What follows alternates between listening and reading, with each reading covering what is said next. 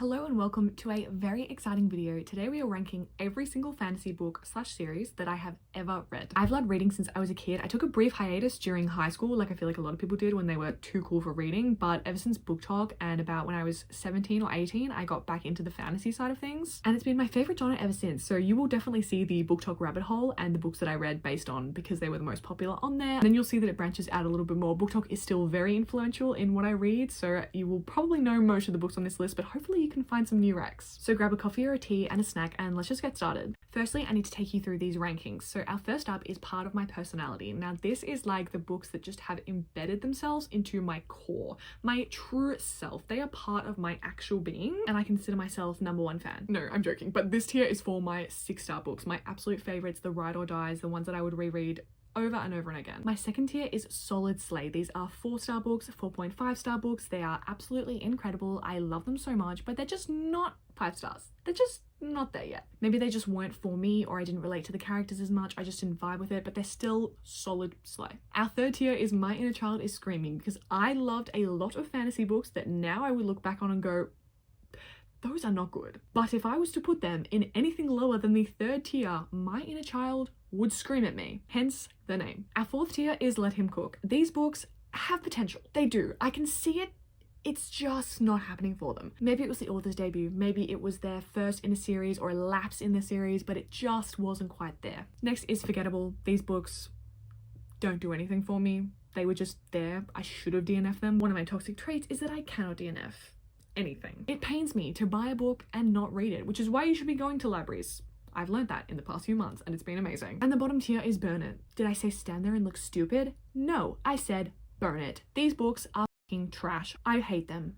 I hate them with every fiber of my being. I actually don't have a lot of books as well. I feel like I have pretty low standards. Well, I used to have low standards, I think. I think if I was to review a lot of these books or read them again now, I probably would have a very different ranking, but we're going with what I have now. So we're starting off with childhood books. Now you might think, Ella, you're obviously going to put all of these in the My Inner Child tier, but no. Child Ella read some fucking good books, okay? So first on the list is Lord of the Rings. I genuinely would have to put that in Part of My Personality.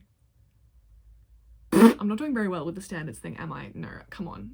An absolute classic in the fantasy genre. I genuinely love the movie so much. When me and my family watched The Lord of the Rings, we watched the extended version, so they're like 4.5 hours long and it takes an entire weekend to do it, but they're so good. Right, so we're starting off very, very strong. Second up is The Hobbit. I think this has to go in Solid Slay. I definitely remember not liking it as much as The Lord of the Rings, so I can't put it as part of my personality. Also, the movie trilogy, I love it. I didn't care that it was so different from the book, which is probably bad of me as a reader, but I just loved it. I loved all the action. I love that they added characters like Tariel. It was obviously a cash grab and I didn't care, but I do understand why people don't like them. I do understand that they want adaptations to be faithful and not turning a tiny little book into a trilogy. Third, we have Harry Potter, which probably has to be part of my personality just because of how iconic and timeless it is. I hate the author with every fiber of my being, but these books ruled my life, and The Marauders now rules my life. I just think that JKR doesn't deserve to be part of my personality anymore. I think we'll put it in My Inner Child is Screaming. Okay, Delta Request. This book was in my top 10 books of all time. It's one of my favorites in the whole world. This is going straight into My Inner Child is Screaming. A kid's book, so if you're looking for something that's super easy that you'll fly through probably in a day, there's kind of 3 different series that are all set in the same world. It's so nostalgic for me. I love it. Amulet. These are graphic novels that I'm absolutely obsessed with. I never really see them on Book Talk, probably because they're more of kids' books. I don't think I read all of them. I don't think I was that obsessed, but I definitely reread the ones that I had on my shelf loads of times when I was a kid. Okay, Solid Slay. And lastly, on my fantasy favorites as a kid, we have Narnia. I also don't think that I finished this series either. I think that I was very influenced by the movies and I probably read up to the 5th one. I think it's Voyage of the Dawn Treader, and then kind of fell off. The ending, I've also heard, is very questionable, so I'm unsure if I ever wanted to read the ending, but I think I'll put this in My Inner Child is Screaming because I remember reading them and loving the kind of magic vibe, but also being weirded out by them.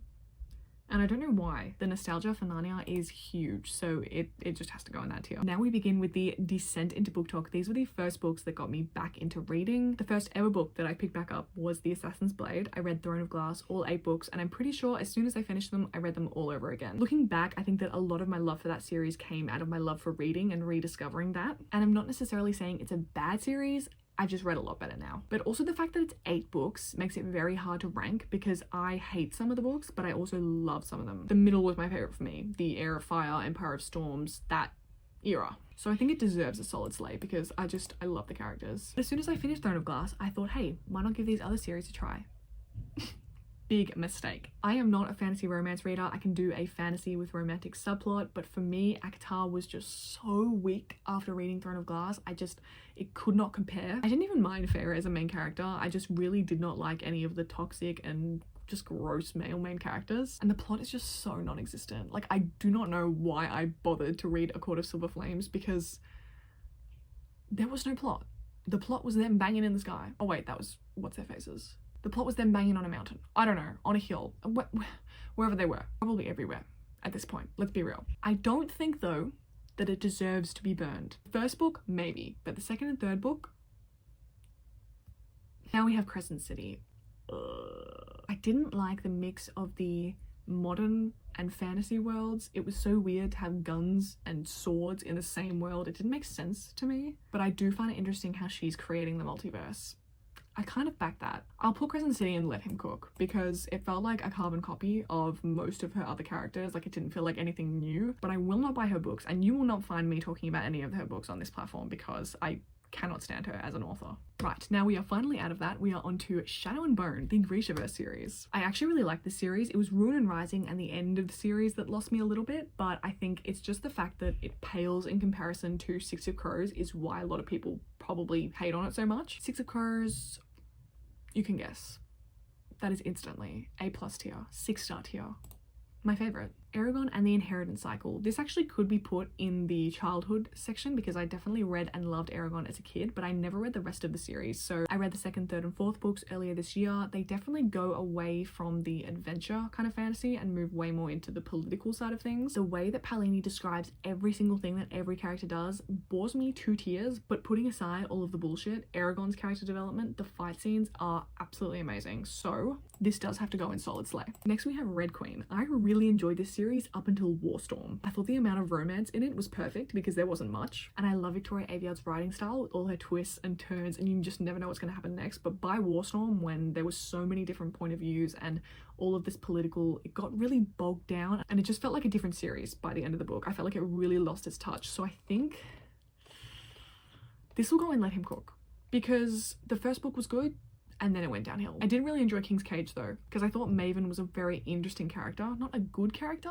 I wasn't attracted to him, but I thought he was really interesting. Next we have The Cool Prince. This also probably has to go as part of my personality. I think that Jude is one of the best main characters I've ever read about. She's so smart, she's ruthless. I really love fantasy series that focus on one character's perspective because I think that allows them to get so much depth and development. It's the same as the Poppy War, which we'll get to later. But this really solidified my love for political fantasy. This is the same as Red Queen. I loved the amount of romance. I know a lot of people feel like it's kind of mismarketed as an enemies to lovers, but I personally loved that there actually wasn't that much and the plot was so substantial that it could focus on that on its own.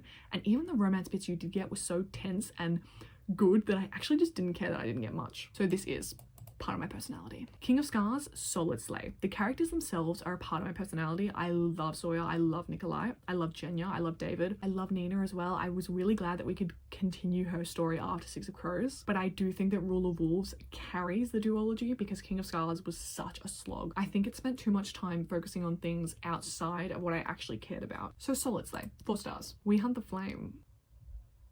The writing in this is stunning. Like, no one can fight against that because it is just a beautiful book. However, I just could not connect or care about most of the characters until the second book because I really enjoyed Way Free of the Stars, but I felt like We've Hunt the Flame didn't set up enough of the background or the magic system properly because half the time or at the end I couldn't understand what was happening. The big conflict and the fight at the end, I don't know whether I just wasn't paying attention because I didn't care, but I was lost the whole time. That's all I remember. So this also has to go and Let Him Cook because it definitely wasn't forgettable. Like, I remember how amazing the writing was. Next we have Vicious, which is the first book that I ever read by V.E. Schwab, and she immediately became one of my favorite authors. I just love her stories. And Vicious is one of those fast-paced books that you just can never put down. I think I finished this in a few hours, so definitely part of my personality. Vengeful was less good, but I think the characters like absolutely carried the story. Eli and Victor are some of the best written characters I've ever read. Percy Jackson. I did not read the series as a kid, surprisingly, so it does not hold the same nostalgia that it does for a lot of people for me. But you know, even though I didn't read it as a kid, I feel like my inner child was still jumping out while I was reading it, because it's that quest slash adventure fantasy that I love. Yeah, we'll put it in. My inner child is screaming. Legendborn. Wow. This is obviously an unfinished trilogy. Legendborn for me was 5 stars. Bloodmarked was 4. It just didn't have the same like amazing vibe as Legendborn did. I really loved the magic systems. I loved Bree as a main character, and her story of going through grief and overcoming it was just really beautiful. So it's more of a solid slay. It's a huge slay, but we'll put it in that category. Cry's War was another solid slay. This was probably one of the first sapphic fantasy books I ever read. It teeters on science fiction, but I feel like I can still categorize it as fantasy because there's magic involved. It's a duology, so it's dual pov, super fast paced, and the characters are amazing. So that is another solid slay. Wow, we're really solidly slaying today. These Violent Delights was good. Not amazing, but good. This is interesting because the characters are incredible. I remember really loving them. I just don't remember anything to do with the plot. There was very much back and forth of enemies to lovers that I actually got bored of in the end. And I really kind of just wish she left those characters alone, if you get what I'm saying. I kind of wish they stayed in their own duology and the spin-off just focused on those side characters. But it wasn't forgettable. It was definitely cooking. Is it a solid slay? It was a half slay. The writing didn't grab me. We'll say let him cook, because Our Violent Ends was a lot better than These Violent Delights.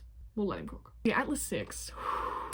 Now we start getting our hating cap on. I hate that book. It was the epitome of boring and trying to be something that it wasn't. And the magic could have been so much better. The characters weren't interesting to me. They were unlikable. The characters that I did like or were interested in barely got any attention at all. I have not read the sequel. I have no intention to, so I think we're gonna burn it. June. I read this over summer. I think it took me 2 months to read. I was really glad I did read it before the movie because it meant I understood it a lot and could appreciate the story a lot better. But do I remember any of it? No. So we're going in forgettable. Daughter of Smoke and Bone. This is one of the only romantasy books that I love with my whole heart. I would definitely classify the first book as romantasy, but as it kind of gets along, the romance gets less and less, but it's still so good. It also is one of those series that kind of drops off, so I am going to put it in solid slay, but I definitely recommend it. Give it a go. Oh, now I feel like I'm going to get controversial. Shatter Me. Do I want to talk about this? Do I want to share my true feelings on this series? Because this is kind of a similar position to the Percy Jackson series, where I didn't read it when I was younger, and I think it appeals more to younger audiences or like teenagers. Anyone can read it and love it, obviously, but I think it does hold a lot of nostalgia for people who like grew up with it. But I tried to read this last year and oh my god, a lot of people on TikTok were saying that it got better, it got better, it got better. I think I got to Unravel Me. I read Destroy Me, and then I was on Unravel Me, and I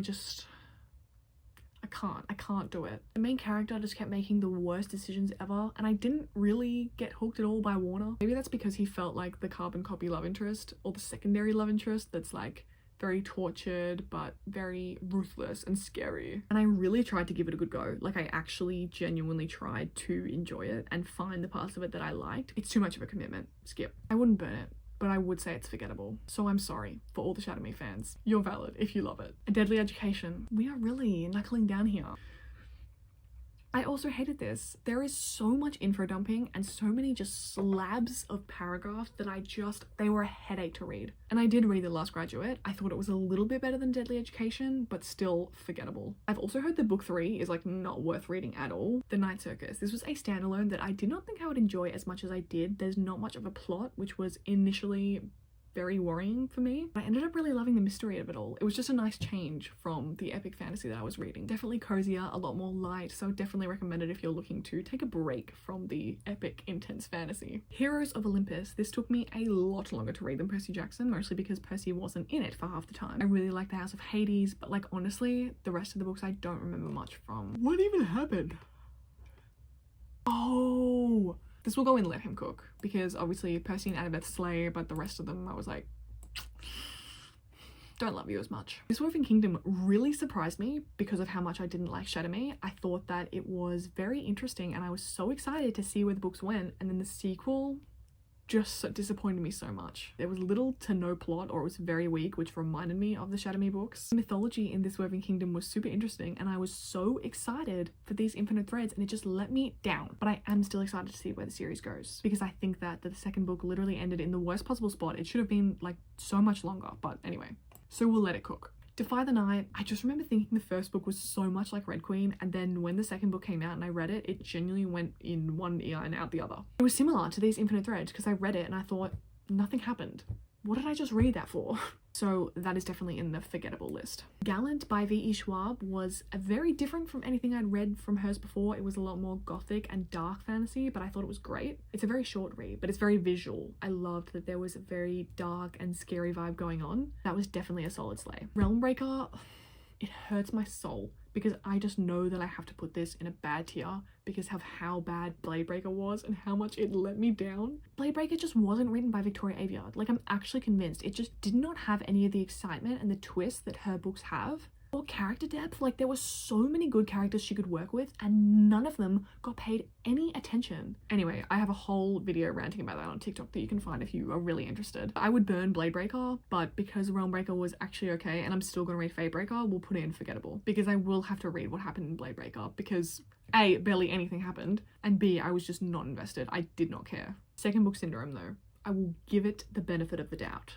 Light Lark.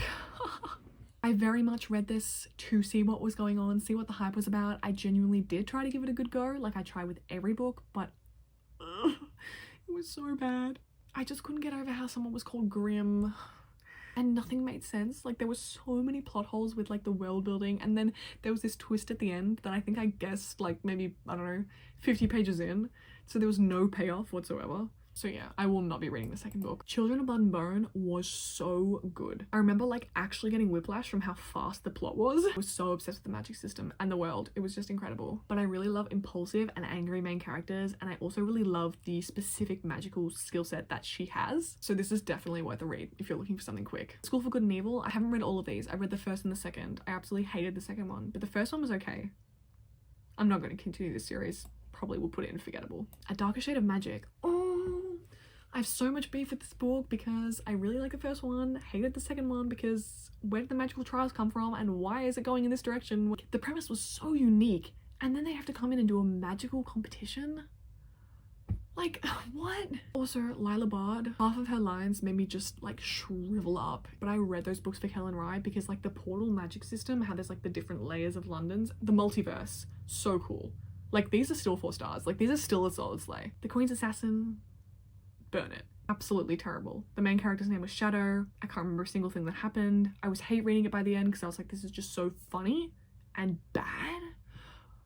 Don't even get me started. The Puppy War, one of my first ever adult fantasy reads, definitely a part of my personality. R.F. Kuang is now definitely one of my favorite authors. I think this series got better and better and better. I just enjoyed it. I've never read a series where I've loved every book so much. It is so heartbreaking and so horrible, and I love it. Babel obviously only has fantasy elements, but this definitely goes in solid slay. It's definitely 5 stars. It's so unique. It's one of my favorite standalones ever, but it's just not that top tier. Not like my favorite of my favorites. Powerless by Lauren Roberts on TikTok. I was so excited for this book because I'd followed her writing journey on TikTok, and I was scared because especially after Lightlark, I was really worried that it just wouldn't live up to the hype, but this was definitely such a solid like debut novel. It was definitely similar to a lot of things I read before, but it also had a lot of potential, a lot of room to grow. So for that reason, we'll let it cook.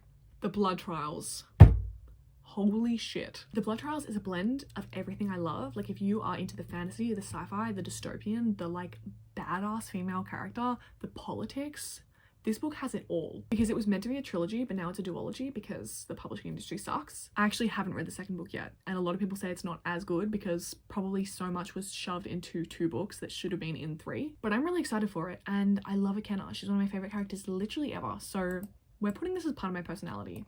I want to see this made into a movie. A Day of Fallen Night, I absolutely love. Samantha Shannon's writing just shines in this book. I was so obsessed with how she had 800 pages of writing and all of it was so deliberate and all of it was so important. Like, it didn't feel like there was filler, and I just loved how she writes women, how she writes relationships. It's just a brilliant book. So we're also putting that as part of my personality. Sun in the Void. This was a sapphic South American inspired fantasy that I was so excited for, and it let me down. I really want to put it in Let Him Cook because it was the first book by this author, but I have zero interest in reading a sequel, and I don't remember anything that happened. I will have to go unforgettable. Oh, the Jasmine Throne and the Alinda Sword, incredible. The Alinda Sword, less incredible than the first book just because it was kind of boring, but the Jasmine Throne, so good. So that has to go in Solid Slay because I cannot wait for the last book in that trilogy. Final Empire, I actually have not read the rest of the Mistborn trilogy, but I am so excited for it because, oh my god, I feel like the Cosmere will become my entire personality. At the moment though, we'll put it in Solid Slay, but that is definitely going to change. I'm currently doing reading vlogs for the Mistborn trilogy, so if you want to, you can stick around so you can see some of those. And the last book I read, which I literally have with me, okay, maybe I don't, that's awkward.